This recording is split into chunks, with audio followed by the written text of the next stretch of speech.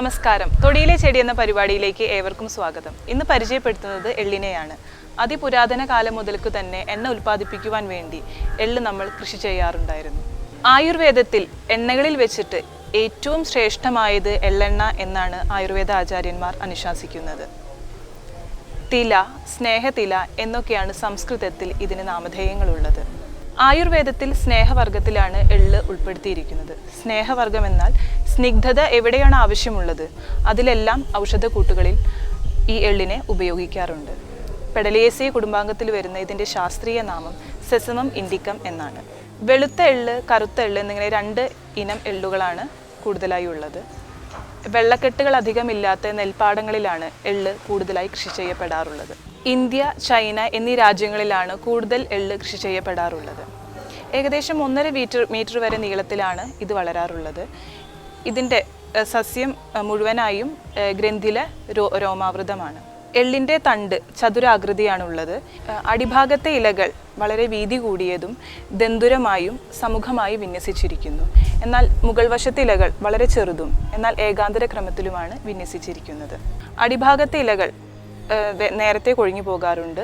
ഇതിൻ്റെ പത്രകക്ഷത്തിൽ നിന്നാണ് ചെറിയ പുഷ്പങ്ങൾ ഒറ്റയ്ക്കായി പുറപ്പെടാറുണ്ട്. ഈ പുഷ്പത്തിന് ഒരു 4 ദളങ്ങളാണുള്ളത്. അതിൻ്റെ ഉള്ളിൽ ഒരു ചുവന്ന കളറുള്ള പൊട്ടുകളും കാണാൻ സാധിക്കും. എള്ളിൻ്റെ ഫലത്തിന് ഒരു ക്യാപ്സ്യൂളിൻ്റെ ആകൃതിയാണുള്ളത്. ഏകദേശം 2.5 സെൻറ്റിമീറ്റർ വരെ നീളത്തിലാണ് ഇത് വരാറുള്ളത്. ഇതിൻ്റെ ഉള്ളിൽ നിരവധി ചെറിയ ചെറിയ വിത്തുകൾ കാണാൻ സാധിക്കും.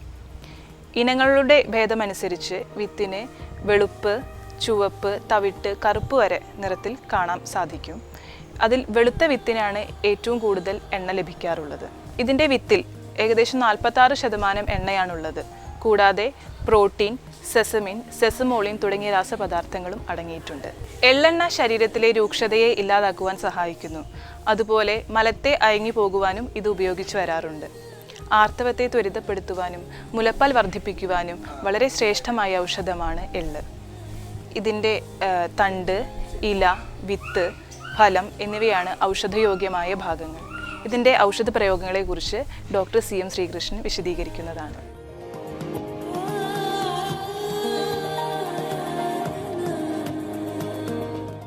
ഈ എള്ള് ആയുർവേദത്തിനെ സംബന്ധിച്ചോളം വാദശമനമായിട്ടുള്ളതാണ്. മാത്രമല്ല എള്ളെണ്ണ, എള്ളിൽ എടുക്കുന്ന എള്ളെണ്ണ വാദത്തിന് അഗ്രൗഷധമാണ്. അതുകൊണ്ട് തന്നെ ഈ വാദരോഗങ്ങളാണ് ഈ എള്ളിൻ്റെ പ്രാധാന്യം. ഇപ്പോൾ എള്ള് ആട്ടിയ എണ്ണ എടുത്തില്ലെങ്കിൽ എള്ളിട്ട് മൂപ്പിച്ച എണ്ണ തേച്ചാലും നല്ലതാണ്. എള്ളിൽ നിന്ന് എടുക്കുന്ന എണ്ണ തേച്ചാലും നല്ലതാണ്. അതുപോലെ എള്ളെന്നെ ഉണക്കി പൊടിച്ചിട്ട് അത് ദിവസേന ഒരു ടീസ്പൂൺ ദിവസേന കഴിക്കുന്ന ഈ പല്ലിൻ്റെ ഉറപ്പിന് നല്ലതാണ്. ഇപ്പോൾ ഈ മുടി കൊഴിയുന്ന ആൾക്കാരുണ്ട്. ഇപ്പോൾ മുടി കൊഴിച്ചിൽ ധാരാളം എണ്ണ തേച്ചിട്ട് ഒന്നും മുടി കൊഴിയാത്ത ആൾക്കാർക്ക് ഈ മുടിക്ക് വേണ്ട ചില പോഷകത്തിൻ്റെ കുറവാണ്. അതിന് ദിവസേന 2 ടീസ്പൂൺ എള്ള് ശർക്കര ചേർത്ത് കഴിച്ച് കഴിഞ്ഞാൽ അത് നല്ലതാണ്. ആ എള്ളുണ്ടുണ്ടാക്കി കൊടുത്താലും മതി. പിന്നെ ഈ സ്ത്രീകൾക്കുണ്ടാകുന്ന ആർത്തവ പ്രശ്നങ്ങൾ, ഈ ആർത്തവം ഇല്ലാത്ത ആൾക്കാർക്ക് 2 ടീസ്പൂൺ എള്ളെടുത്തിട്ട് കഷായം ഒരു ഗ്ലാസ് വെള്ളത്തിൽ തിളപ്പിച്ചിട്ട് ഒരു 4 ദിവസം കഴിച്ച് കഴിഞ്ഞാൽ തടഞ്ഞിരിക്കുന്ന ആർത്തവം അങ്ങോട്ട് പൊക്കോളും.